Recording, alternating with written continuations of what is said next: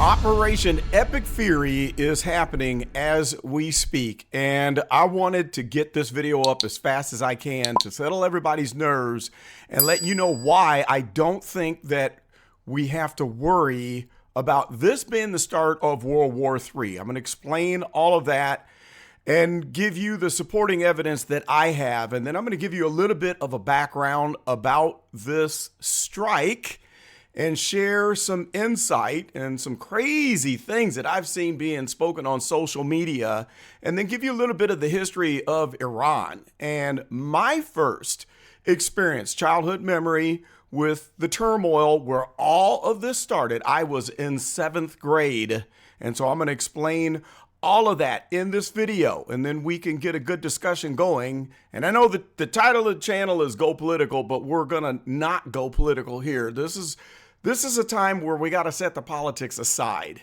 okay? Because we got a lot of folks going back and forth. This side wants that side to burn in hell forever and back and forth. But sometimes you have to step back and just look at things from a bird's eye view and get out of the stupid political bickering that happens in the United States and think about, well, what about the people in Iran?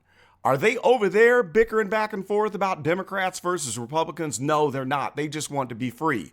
And I have personal friends who live over there. I went to college with a lady. Her name was Farnas, and she wants to be free. And the stories that I heard from her when we were in college, it's just sad, guys. It's just sad. And I'll tell you more about that too. So first off, let's just talk about the operation here. I'm going to bump over to this picture as I'm going through these issues here. We'll leave this picture of the region. You can see Iran here, and then we've got Saudi Arabia, Bahrain, Kuwait. I've got friends all over this region. Abu Dhabi.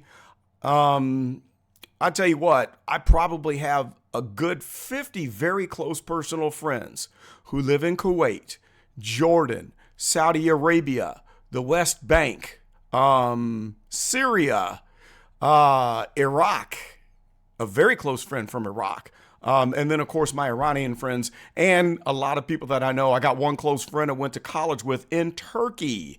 And I also have a lot of friends that are from Israel. So I'm pretty interested in this, for that reason, because I feel for my friends and I'm hoping that they are all going to be okay during this time of turmoil. Okay, so this started last night, and the president had a speech. He spoke at 4 a.m. to alert everyone in the nation and around the world of what was going on. So the U.S. basically, with Israel, they launched a coordinated strike across multiple Iranian cities, including Tehran.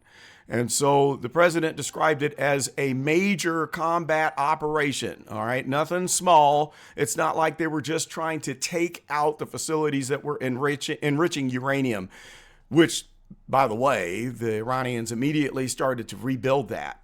This is going to be a lot bigger, and it's aimed at preventing Iran from threatening the U.S., period, for good. So it's for U.S. national security interests, among other nations. So again, it's called Operation Epic Fury, and the targets include military and strategic sites. So the Israeli forces, they struck an Iranian missile infrastructure and a whole bunch of different military facilities. And then Iran retaliated against Israel, and they launched missiles to Israel. And from what I'm reading, I think upwards of 40 missiles have been launched towards Israel, but only like 2 at a time. And all of those missiles, I believe, have been intercepted. And so they might not be letting loose like they usually do, where they'll launch 100 rockets in a row, because they're probably needing to save that to be able to fight against this U.S. invasion. Okay, so as far as like the escalation, this strike is the culmination of weeks of the United States warning Iran, saying, okay, stop with the nuclear ballistic missile programs, which have been going on. Again, we hit it the first time, and then what did they do? They started to rebuild. They got fresh concrete bunkers that were over atop the facilities where they were enriching the uranium. And it's probably, we can say that 99% sure that they were enriching that uranium so they could have nuclear warheads. So that's something that the United States couldn't allow to continue. And we've tried everything. During the Obama administration, they said, hey, we'll let you enrich to 2 to 4%. And we're going to unleash all of your sanctions. So they got like trillions of dollars. And then what did they do? They went ahead and took it to the level that was far and beyond the limit that we know of, where you can't make a nuclear warhead. All right. So let's talk about the history. Let's just take this all the way back in history. I'll tell you what my first experience was. It was in 1979, and I'm in 6th grade. And this disaster went into 7th grade. It was 1980. Okay, so in 79, you had the Islamic Revolution, and it replaced a monarchy with a theocracy. So you had the Shah of Iran. That was Mohammad Reza Pahlavi. Okay, he was overthrown. And then that's where the Ayatollah comes in, Ayatollah Khomeini. So he established a clerical government based on Velayat-e-Faqih, and that's rule of the Islamic jurist. That sounds kind of scary. So that same year, the U.S. Embassy was overrun, and they took all of the U.S. citizens hostage. So that was November. The Iranian militants seized the embassy in Tehran, and they held 52 Americans hostage for 444 days. And that started it all. That created the permanent fracture between U.S. and Iran relations. And they held those hostages beyond Jimmy Carter's term to embarrass him. And then if some of you that are my age, you'll remember that Jimmy Carter tried to send a rescue mission, and it failed miserably. They had 2 or 3 helicopters that apparently had some malfunctions. Long story short, they crashed in the desert before they even got to Tehran, and it was an international embarrassment. And so they held those hostages until Carter was out of office and Ronald Reagan came into power. And then soon after Reagan was inaugurated, they let the hostages go. So as a result, Iran becomes a dual power state. So they got this elected president and parliament, but the supreme leader is the one who's controlling everything. So first it was Ayatollah Khomeini, and now it's Ayatollah Khamenei. Okay, so he holds the ultimate authority over the military, the judiciary, the media, and all of foreign policy.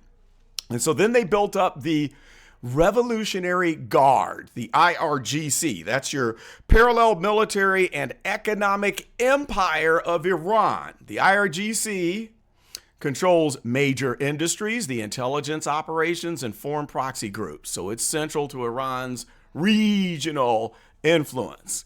Okay, so later on in history, in 1980, when I'm in high school, all the way through 88, we had the 8-year war with Iraq. It was brutal. Iraq and Iran killed hundreds of thousands of people from their nations.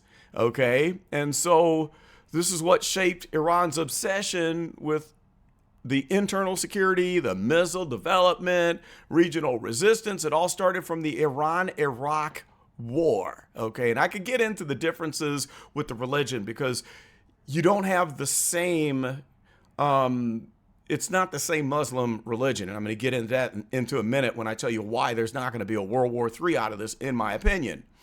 You got some areas in Iran that are really, really wild, where they do the female genital mutilation, which is just so sad. So they basically remove portions of the female anatomy so they can't enjoy sex, basically. And that just kind of makes them a baby-making machine for a husband and removes their ability to enjoy that. Pretty sad. That's not nationwide, but there are crazy things in pockets, pretty much in Hormozgan, Kurdistan, and West Azerbaijan is where you've got the really, really bad stuff going on. Okay, so the nuclear program, it's been a global flashpoint since the early 2000s. That's where it all started. We had international sanctions, we've had negotiations, we've had inspections, the whole bit. And that shaped Iran's entire economy and their foreign relations for 2 whole decades. And then, as I mentioned, Barack Obama made the deal to allow them to enrich uranium for energy. And of course, they took that and just ran with it. So we also see something that's really, really important where Iran is basically the proxy group for all of the Middle Eastern groups that are responsible for terrorism. So you got groups like the Hezbollah in Lebanon, the militias in Iraq and Syria. You got the Houthis in Yemen. You've got all of these different groups, Hamas, that Iran is behind. They fund them. They train them. They give them the munitions for what they do. They're behind all of that. All of it. And so if Iran is stopped, a lot of these groups are going to lose their ability to terrorize the Middle East. Okay, so the domestic unrest has grown like tremendously over the last decade. So the protests started in 2009 and got squashed. Then it happened again in 2017, got squashed. Happened again in 2019, got squashed. And then in 22, after the death of Masa Amini, that just kind of, took it worldwide. But it shows that, you had widespread international opposition to the regime's restrictions and their control of the people, along with their economic failures. You had the whole world is pretty much coming up against them, besides the allies, Russia and China. And I'm going to mention something about that here in a minute. So what does Iran do for the world? Well, what's their position in global markets? Iran, of course, it's oil and natural gas. So they've got some of the largest, reserves in the world. I think they're at like 9% of the Middle Eastern production. And because of the oil, they're big in the petrochemicals, which leads to plastics, fertilizers, industrial chemicals. They also do steel. They do minerals. Iron ore is a big thing. And then we've got the dangerous things. We got pistachios. They come from Iran. Did you know that? Saffron comes from Iran. And then all of the carpets and the blankets that are handmade that are in like global demand. So that's a little bit about, where their place is in the world. So what can change if the regime falls? What can change? Well, let's go through that, and then I'm going to tell you why I don't think we're going to have a World War III, and we're going to look at this article here. What can happen is this. You're going to have reduced or eliminated regional proxy conflicts because it's the IRGC that's behind all of the terrorist groups. So that's going to be declining, okay, or all out eliminated, okay?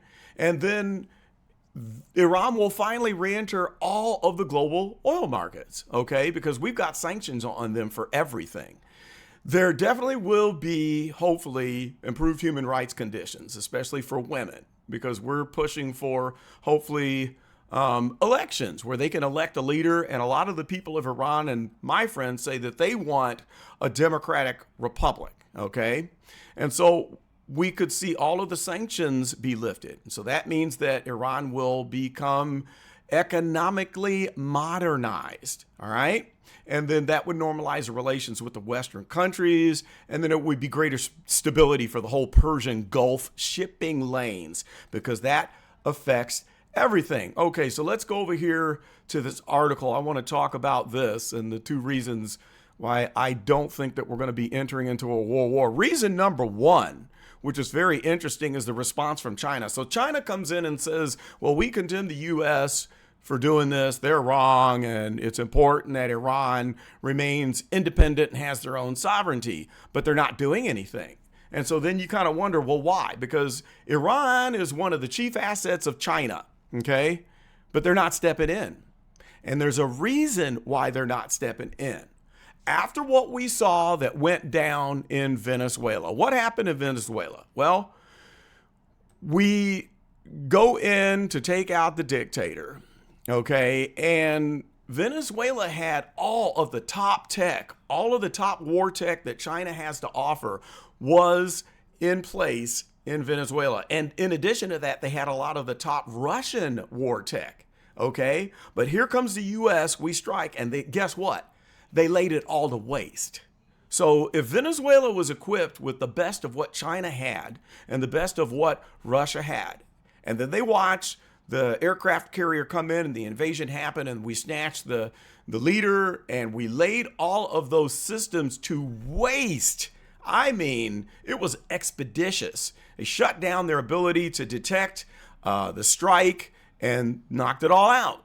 So that sent a message to China that, okay, it looks like our tech is behind the U.S. They thought that they were ahead of us, but then after a real world situation unfolds, they saw what happened, and that was their stuff didn't hold up. It wasn't up to muster, okay? And I believe that is the reason why China is not stepping in. If China doesn't step in, then we're probably not looking at a world war. But there's another reason that is kind of coming up against Iran here, and that's due to the fact that the other Muslim nations, they are retaliating because Iran stupidly has sent off missiles. They have attacked, let's see here, what do they say in the article? They launched missiles into Saudi Arabia and Jordan, where the U.S. has squadrons of advanced fighter jets, okay? And then they go on to say that they have attacked Qatar. It's actually pronounced Qatar, okay? I've got a friend, his name is Khadr Hayat, and he is from Qatar, okay? And he taught me how to say Qatar correctly, and I can just see Khadr Hayat's face because he talks just like this. And I used to impersonate him at my job, and everybody would just scream and laugh, and he loved it too. But that's how I know how to say. We say Qatar. Qatar is closer to it. But anyway, they attacked Qatar, Saudi Arabia, and Jordan, and the United Arab Emirates. Okay, so that's not a good thing. And so Qatar's foreign ministry says that it reserves its full right to defend itself after what it described as Iranian aggression targeting Qatari territory. Oh boy. Okay, so these guys are in deep, all right? You're surrounded here, all right? You're going to have a war with Israel. You've got Kuwait here. You got the Bahrain right here. Here's Qatar, the United Arab Emirates, Saudi Arabia, all backing up the U.S. invasion. And I don't think that they're going to have a leg to stand on. And with that presence and with this many nations that are standing against Iran, I think it would be stupid for China or Russia to get involved, especially knowing what happened in Venezuela, okay? So some of the videos of the explosions and the bombs that have gone off, it's just spectacular. It's tremendous. And then there are also several videos that I saw where you see people coming out. They had a school, I guess it was high schoolers, flooding out into the streets, and they were just literally cheering. They were elated when the bombs went off where they struck the headquarters of the Ayatollah. And then there was videos of people in their apartments showing the bombs going off where they're saying they just struck the supreme leader, and they're just like crying in elation. They're so happy that finally somebody's here to save them from the dictator. And so while we sit back and we're arguing back and forth and saying this is an illegal war, oops, I'm trying to flip back to the studio here. There we go. While we're saying it's an illegal war, and Hakeem Jeffries, Timu Obama comes out and says that President Trump didn't have congressional approval for this. I don't know why it is that everyone always jumps on board when one party attacks, does a military strike, the other party claims that they don't have the congressional authority to do so without the declaration of Congress, when we know that there hasn't been a declaration of war since 1944. I mean, it's ridiculous. It doesn't matter if there's a Democrat in office or a Republican in office. The answer from the opposing party is always the same. He didn't have congressional approval before the strike. So that goes in one ear and out the other. And people are saying that's an illegal war.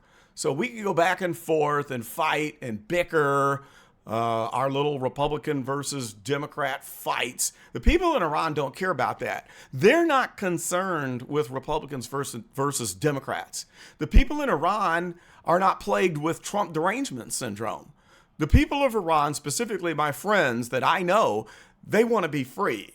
And all they want is for someone to step in and to save them, because it's been this way since 1979, since I was in the 7th grade and the Ayatollah Khomeini took over.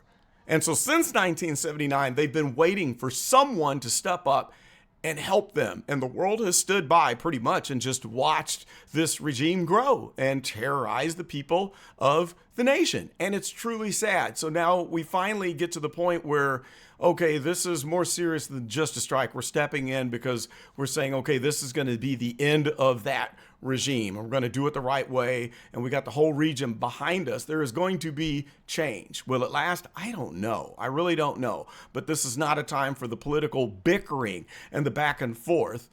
I think we can just focus on the fact that the people in Iran are happy that we have intervened. Now, I'm not saying that I'm for this and it's the best thing that could have happened, that we're justified or not. I'm not saying that because there's a lot of consequences to military action.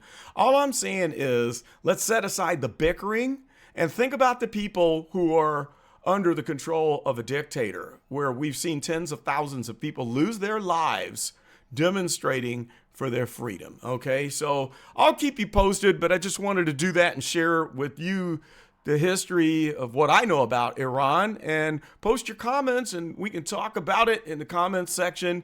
And let's just all come together and pray for the safety of the U.S. military and for the people of Iran, and hope that this comes to a close very quickly. That's all for now, guys.